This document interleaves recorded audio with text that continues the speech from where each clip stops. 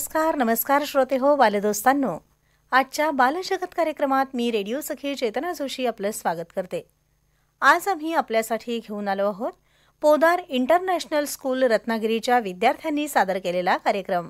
नमस्कार श्रोते हो, स्वागत आहे तुमचे आमच्या या आगळ्या वेगळ्या कार्यक्रमात. आज आपण अनुभवणार आहोत एक भावस्पर्शी, विचारप्रवर्तक आणि प्रेरणादायी सादरीकरण, पर्यावरणाची हाक. ही केवळ एक कथा नाही, नाटिका नाही, गाणे नाही, तर ही आहे आपल्याला निसर्गाने दिलेली एक प्रेमपूर्वक साथ. चला ऐकूया ही निसर्गगाथा. श्रोते हो, तुम्ही कधी तुमच्या आजी आजोबा, आई बाबा, अगदी कोणत्याही वडीलधाऱ्या मंडळीशी मनमोकळेपणाने गप्पा मारल्या आहात का? त्यांच्या बोलण्यात त्यांचे बालपण आणि निसर्ग याचा सतत उल्लेख तुम्हाला ऐकायला मिळेल. हे ऐकताना अगदी मंत्रमुग्ध व्हायला होतं. मग मनात विचार येतो, आपल्या नशिबात या अशा गोष्टी का नाहीत? पण खरं सांगा, याला जबाबदार कोण? अगदी बरोबर, माणूस. आज आपण आपल्या हव्यासासाठी पृथ्वीवरती नको नको ते आघात करतोय. आपल्या या पृथ्वी मातेला जाणीवपूर्वक इजा पोचवतोय आणि बिचारी आपली अवनी, आपली पृथ्वी आई या सर्व गोष्टी सहन करते अगदी निमूटपणे. पण तिला खरंच काही वाटत नसेल का? तुम्हाला काय वाटतं? चला तर मग ऐकूया पृथ्वी आपल्याला काय सांगते. ऐका पथनाट्यातून. तर मग कान देऊन ऐका पृथ्वीचा पुकार. सादर करायला येत आहेत इयत्ता 9वी मधून नक्ष गांधी, समृद्धी जाधव, आदित्य गुंदेचा, प्रणव पेडणेकर, अरिशा झरी, सताक्षी ढेरे, पंखुरी, कबीर वनवे, आदर्श जाधव, अस्मी बेर्डे, करिश्मा पिळणकर, आरोही शिवपुरे. पथनाट्याचे लेखन श्रीमती आरवी अक्षय Patil.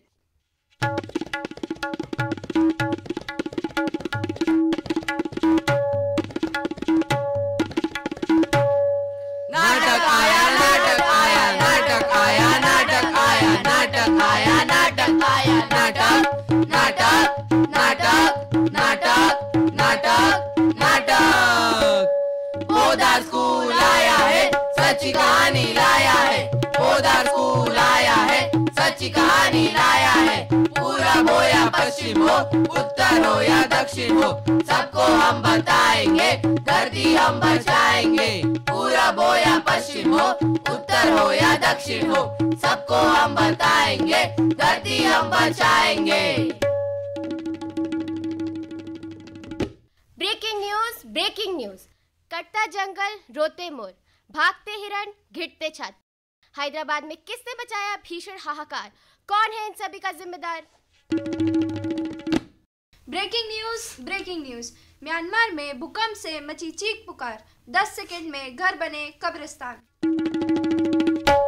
Breaking news. Los Angeles में लगी जंगल की आग ने मचाई भारी तबाही. 10,000 से भी ज्यादा इमारतें हुई जलकर खाक. चारों तरफ था प्रचंड तबाही का मंजर. नहीं, ये ब्रेकिंग न्यूज नहीं है, ये तो मेरा ब्रेकडाउन है. कई तूफान, कई भूकंप. हे ईश्वर, ये क्या हो रहा है मेरे साथ? कई पर्वतों की बर्फ पिघल रही है, तो कई बाढ़ आ रही है, तो कई सूखा है. मेरे पेड़ काट काट कर जड़ें हिला दी गई है और मुझे कहीं खोद खोद कर खोखला कर दिया गया है. मेरे सारे अनमोल रत्न, मेरा सारा खजाना सब नष्ट होते जा रहे हैं. अब ये मुझसे नहीं सहा जाता.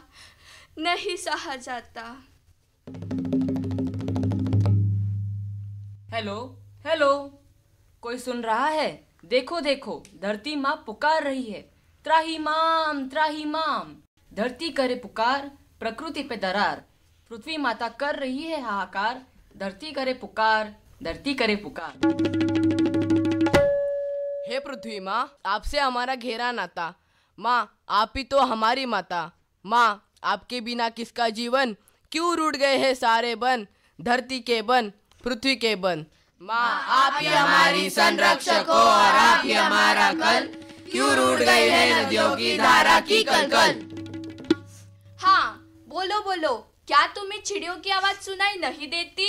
नहीं देती. क्या तुम्हें पीने के लिए शुद्ध जल नहीं मिलता? नहीं मिलता. क्या तुम्हें शुद्ध हवा नहीं मिलती? नहीं मिलती. मेरे सारे संसाधन अब नष्ट होते जा रहे हैं. ऐसा क्या हो रहा है? क्यों पर्यावरण बच नहीं पाएगा? ऐसा क्यों हो रहा है? क्या मेरा अंत? वंदे मातरम, वंदे मातरम। हे धरती माँ, तुम्हारे लिए है तत्पर हम। आप घबराइए नहीं, आपके लिए समस्याओं से लड़ रहे हैं हम। लड़ रहे हैं हम, पर्यावरण की रक्षा कर रहे हैं हम। रक्षा कर रहे हैं हम। अब ये कौन महिला है? अरे ये तो वही महिला है जिसने कई सारी औषधियाँ लगाकर हमारा ध्यान रखा है। ये तो तुलसी गोबड़ा है। हाँ माँ, देखो देखो, आपके जंगलों की कर रहा है कोई देखभाल। कई सालों से रख रही है वो पेड़ पौधों का ध्यान। 60 वर्षों तक किया इन्होंने वृक्षारोपण और उनकी रक्षा। नहीं पढ़े थे जाकर स्कूल या फिर कोई भी कक्षा। अरे कौन है ये? ओ देखो देखो, ये है राजेंद्र सिंह, जिन्होंने 8000 से भी ज्यादा पानी के स्रोत बनाए हैं। हाँ, आपकी जल की रक्षा करने वाला है, जो 5 नदियों की नींव को वापस रखने वाला है वो। ये है तरुण भारत संघ के नेता। बना इन्होंने कई तालाब, सूखने नहीं देंगे हम इसका पानी। हमारे जल पुरुष है ये जनाब। अब ये कौन आदमी है?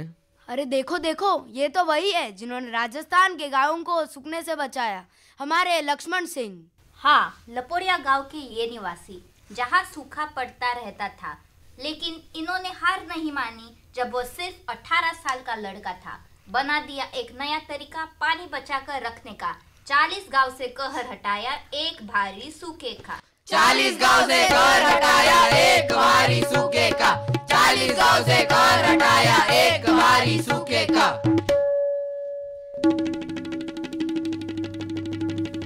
हे माँ, आपके संतान हैं हम, कर रहे हैं पर्यावरण का बचाव। और किस देश ने किया ये काम, मन में रखकर इतनी छाव।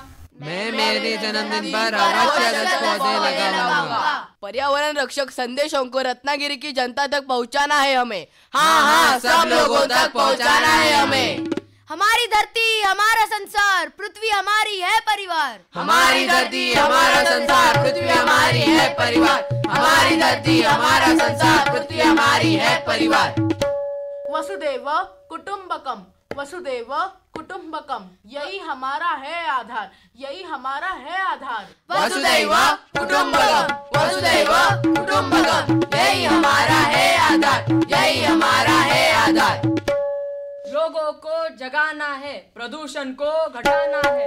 लोगों को जगाना है, प्रदूषण को घटाना है। लोगों को जगाना है, प्रदूषण को घटाना है। प्लास्टिक है जानलेवा, क्यों ले ले हम इसकी सेवा। प्लास्टिक है जानलेवा, क्यों ले ले हम इसकी सेवा। प्लास्टिक है जानलेवा, क्यों ले ले हम इसकी सेवा। हर उतना ही ले ले थाली में जो व्यर्थ न जाए खाली में। हर उतना ही ले ले थाली में जो व्यर्थ न जाए खाली में। हर उतना ही ले ले थाली में जो व्यर्थ न जाए खाली में। आओ हम सभी मिलकर धरती माँ को इन सभी समस्याओं से मुक्त कराएं। आओ सबको जागृत कराएं और धरती को फिर से एक स्वर्ग बनाएं। प्रदूषण पर करो वार, धरती बचाने का करो विचार। प्रदूषण पर करो वार, धरती बचाने का करो विचार। प्रदूषण पर करो वार, धरती बचाने का करो विचार। धरती करे पुकार, धरती करे पुकार। धरती करे पुकार, धरती करे पुकार। धरती करे पुकार, धरती करे पुकार। धन्यवाद। ऐकलीत का पृथ्वीची करुण कथा? तर मग आपण पण एक पाऊल पुढे टाकूया, आपल्या आईसाठी, आपल्या पृथ्वीसाठी. पर्यावरण पर्यावरण पर्यावरण, अगदी 5.5 अक्षरांचा हा शब्द, मात्र आपल्या जीवनाशी याचा निकटचा संबंध. या पर्यावरणात अगदी जर्रासा जरी बदल झाला तरी त्याचा आपल्या जीवनावरती खूप मोठा परिणाम होतो. एका बाजूला पर्यावरणपूरक कार्यक्रम राबवायचे आणि दुसऱ्या बाजूलाच पर्यावरणाच्या ऱ्हासाला कारणीभूत ठरायचे. श्रोते हो, पर्यावरण हे आपल्यासाठी किती गरजेचे आहे हे तुम्ही अगदी शाळेत असतानाच शिकला आहात. माणसाच्या 3 मूलभूत गरजा, अन्न, वस्त्र, निवारा, पण श्वास होण्यासाठी येणारा प्राणवायू कुठून मिळतो? पर्यावरणातून. अंग झाकण्यासाठी लागणारी वस्त्रे कुठून मिळतात? पर्यावरणातून. राहण्यासाठी निवारा लागतो, तो मात्र कुठून तयार होतो? पर्यावरणातून. पोटाची खळगी भरण्यासाठी जे अन्न आपण खातो ते कोणामुळे मिळते? पर्यावरणामुळे. तर याच विचारावर आता आपण ऐकूया एक छानसं गाणं आणि स्वतःला या पर्यावरणाच्या कुशीत नेऊया. सादर करीत आहेत इयत्ता 6वी ते 10वीचे विद्यार्थी अस्मी साळुंखे, राही कदम, स्वरा लिंगायत, दीप्ती परब, श्रीमयी जिमान, चिन्मयी पुजारी, खडीजा वस्ता, रुद्र विचारे, श्रियांश वागाटे, निधी मुळये, प्रसन्न पुरोहित, ध्रुव आंबेकर, आरेणी कांबळे व श्रेया पिलणकर. कीबोर्ड प्रसन्न पुरोहित. ऑक्टापॅड निधी मुळीये. तबला साथ श्री अभिषेक भालेकर. कॉंगो ध्रुव आंबेकर.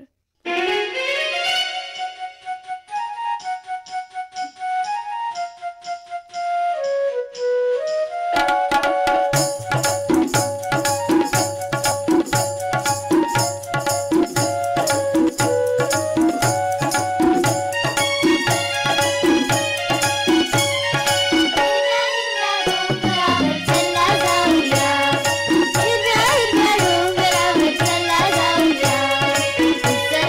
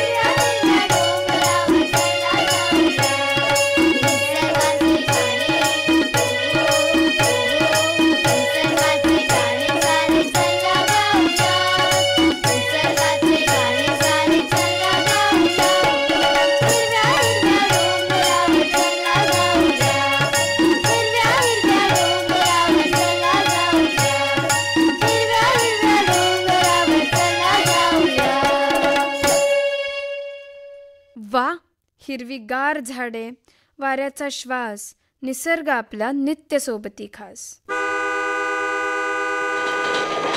बापरे, किती हा आवाज आणि कसला कसला आवाज. कंटाळ्यात बसण्याची वेळ आली. बघावं तिथे नुसत्या गाड्या, मोठ्या मोठ्या इमारती आणि अवाढव्य कारखाने. याच ठिकाणी माझ्या शेतकऱ्या मायबापाची शेती होती. आता पाहतो तर काय, एक भक्कास अशी निर्जीव परिस्थिती. आपल्याला फक्त प्रगती हवी आहे, उद्योग, गाड्या, इमारती. पण या शेतकऱ्याचं काय, ना पाऊस ना जमीन.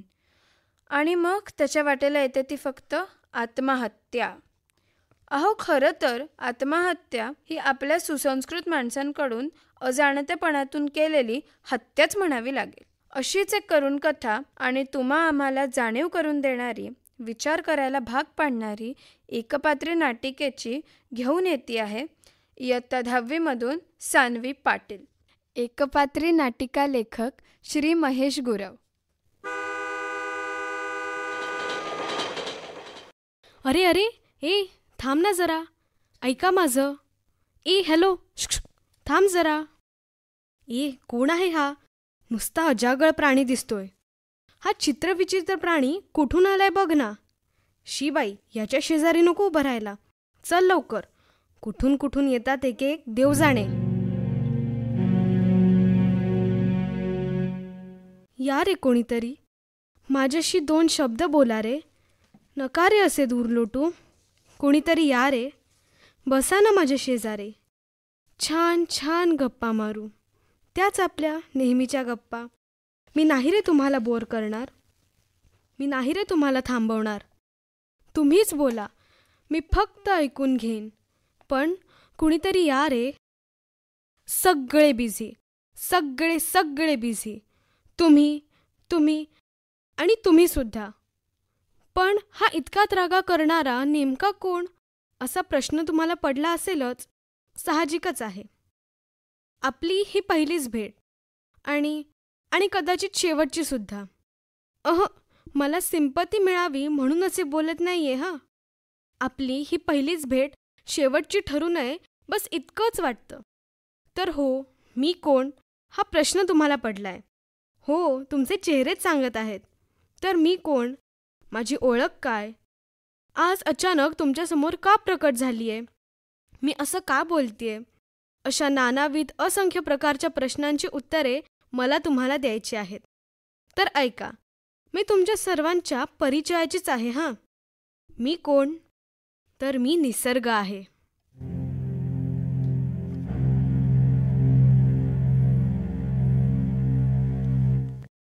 इतकी भयान शांतता. अरे हो, खरंच मी निसर्ग आहे. अजूनही विश्वास बसत नाही म्हणता. अहो, खरंच मी निसर्ग.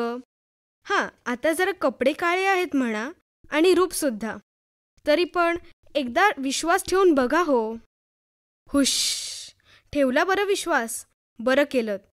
नाहीतर आज घड्याळाच्या काट्यावर चालणाऱ्या नवे पळणारे तुमच्या दुनियेत विश्वास ठेवणे महाकठीण झालंय. तर मी निसर्ग आहे. गेली कित्येक शतके नव्हे तर लाखो, करोडो, अब्जावधी वर्षांपासून मी शांतच होते.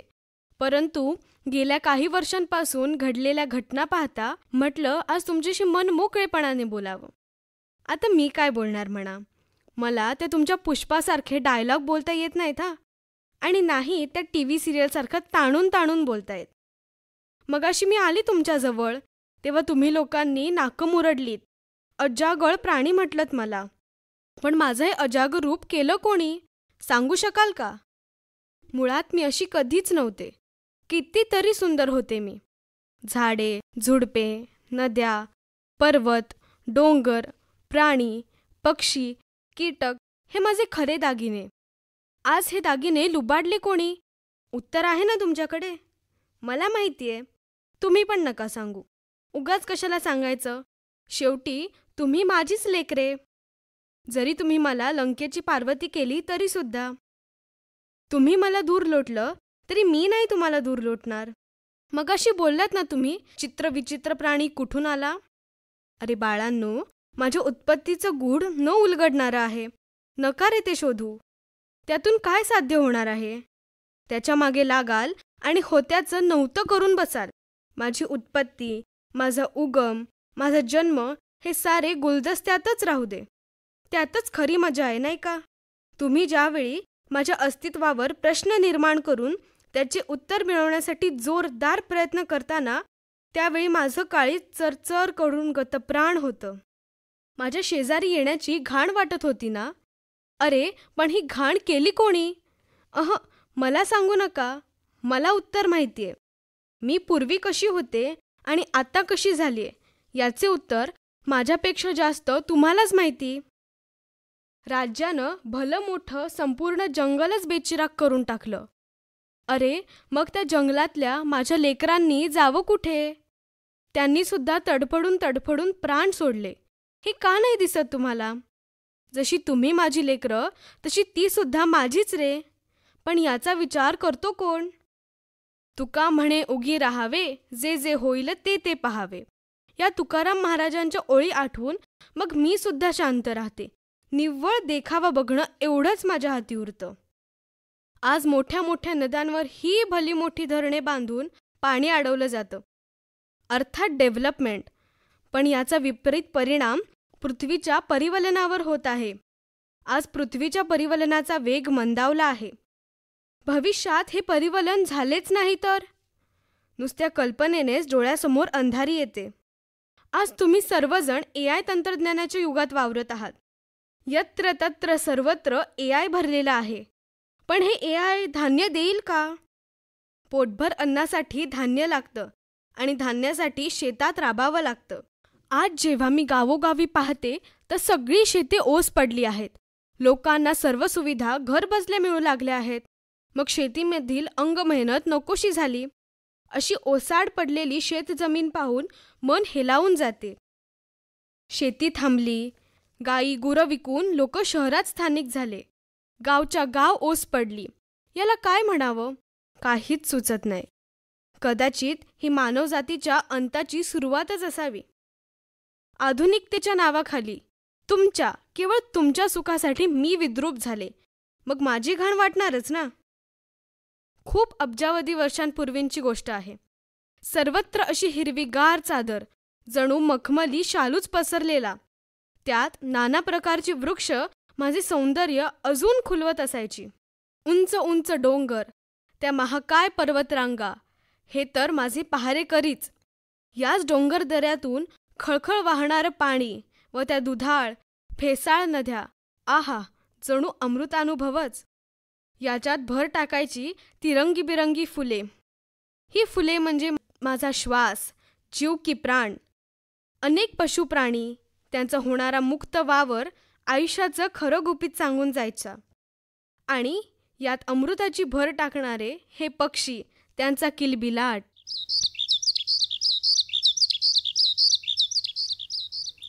काय सुवर्ण क्षण जगलीये मी, माहितीये तुम्हाला? हळूहळू विकास होत गेला. तोही गरजेचाच होता म्हणा. त्याशिवाय तुम्ही माझी लेकरे मोठी कशी होणार होतात? पण याच विकासानं, याच प्रगतीनं आज मी हैराण आहे. थोडं खरं बोलतेय, थोडं कठोर बोलते. मन दुखावेल थोडंफार तुमच्यासारख्या सो कॉल्ड डेव्हलपमेंट मस्ट असणाऱ्या लोकांचं. पण बघा जरा चौकटी बाहेरचा विचार करून. कदाचित तुम्हाला माझं म्हणणं पटेल. संत श्रेष्ठ कवी तुकाराम महाराजांनी म्हटलं होतं, वृक्षवल्ली आम्हा सोयरे वनचरे. या वचनाची आठवण सदोदित होते. आज डेव्हलपमेंटच्या नावाखाली माझा विनाशच होत चालला आहे. रस्ते, महामार्ग यांच्या हट्टापायी किती झाडे तोडली गेली याचा पत्ताच नाही. राजरोसपणे त्यांच्या होणाऱ्या कत्तली माझ्या मनाचा थरकाप उडवतात. Highway, super highway, mega highway यांच्यासाठी पोखरले जाणारे डोंगर ढसाढसा आसवे गाळतात.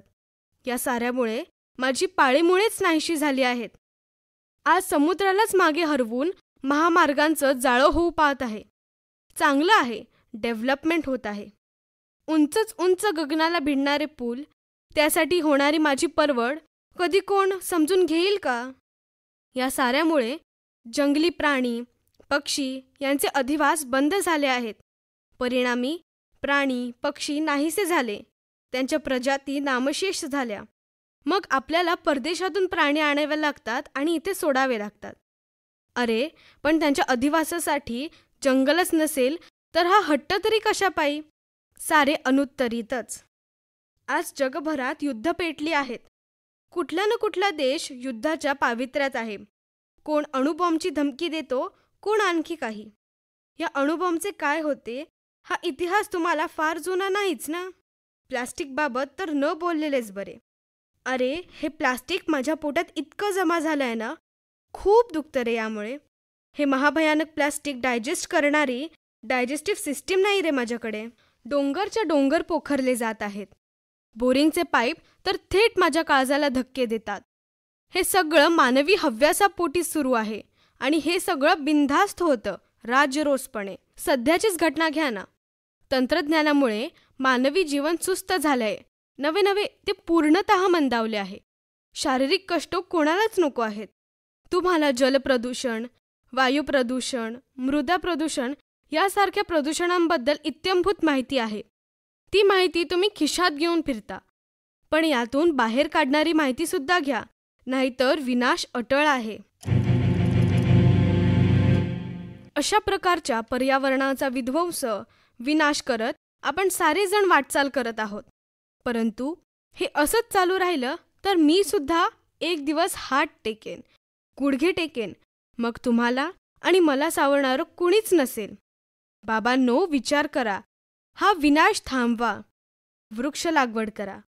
पर्यावरण संवर्धनाचा हाच एकमेव मार्ग आहे. फक्त वृक्ष लागवड करतानाचे फोटो काढून स्टेटसला ठेवून शाब्बासकी मिळू नका. त्यांचे जतन करा, त्यांना वाढवा, त्यांना जपा. सेल्फी काढून फोटो अपलोड करताना आपलं आयुष्य दीर्घायुषी, निरोगी होण्यासाठी पर्यावरण संवर्धन करा. मग बघा, मी सुद्धा खूप जगेन. तुमच्यासोबत हसेन अगदी मनमुराद. निखळपणे तुम्हालाही जगवेन, तुमच्याच मनासारखं. मग घेणार ना मनावर? चला, निरोपाची वेळ झाली. माय बाप हो, माझी व्यथा इथे संपली, व्यथा माझी इथे संपली. श्रोते हो, ऐकलत ना? म्हणजे बघा, निसर्ग हा आपल्यासाठी, आपल्या पुढच्या पिढीसाठी किती महत्त्वाचा आहे. आम्ही सादर केलेल्या या विविधांगी रचनेमधून तुमच्यापर्यंत पर्यावरणाचे महत्त्व पोचवण्याचा हा आमचा केविलवाणा प्रयत्न होता. या कार्यक्रमाच्या माध्यमातून तुम्हाला हे सांगायचे आहे की केल्याने होत आहे, आधी केलेची पाहिजे. म्हणजेच भूतकाळात आपल्या हातून जाणतेपणातून किंवा अजाणतेपणातून पर्यावरणाचं नुकसानच केले. मात्र त्याचा विचार करत बसण्यापेक्षा वर्तमानात आणि येणाऱ्या भविष्यात आपण पर्यावरणाची कशी काळजी घेऊ शकतो आणि भावी पिढीला पूरक वातावरण कसे देऊ शकतो याचा विचार आता आपण करायला हवा.